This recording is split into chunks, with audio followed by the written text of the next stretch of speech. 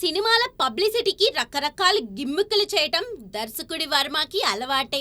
అలా వ్యూహం సినిమాను సైతం తన టక్కుటమార విద్యలతో బాగానే పబ్లిసిటీ చేసుకున్నాడు. అయితే ఏపీలోని ప్రతిపక్ష పార్టీల నేతల వ్యక్తిత్వాన్ని కించపరిచే విధంగా ఈ సినిమా ఉందని నారా లోకేష్ కోర్టుకు వెళ్లడంతో వర్మకి మొదటి దెబ్బ తగిలింది. ఇక్కడ సెన్సార్ అధికారులు సర్టిఫికేట్ ఇవ్వడానికి నిరాకరించడంతో కర్ణాటక నుండి రివైజింగ్ కమిటీ ద్వారా సర్టిఫికేట్ ను పొందారు. దానిని సవాల్ చేస్తూ లోకేష్ మరోసారి కోర్టు తలుపు తట్టారు. దాంతో కోర్టు హైదరాబాద్ లోనే మరోసారి క్షుణ్ణంగా ఈ సినిమాని పరిశీలించి సర్టిఫికేట్ ఇవ్వాల్సిందిగా సెన్సార్ బోర్డుని కోరింది. ఆ రకంగా ఇక్కడ నుండి వర్మ వ్యూహంకు యుఏ సర్టిఫికేట్ పొందారు. అయితే సిబిఎఫ్సి ముంబై సెంట్రల్ ఆఫీస్ నుండి సర్టిఫికేట్ రావటం జాప్యం కావడంతో ముందు అనుకున్న విధంగా ఫిబ్రవరి 23న వర్మ వ్యూహంని విడుదల చేయలేకపోయారు. ఎట్టకెలకే ఆయనకు ఈ నెల 27న సర్టిఫికేట్ అందింది. దాంతో పట్టువదలని విక్రమార్కుడిలా తాను వ్యూహంకి సర్టిఫికేట్ పొందానని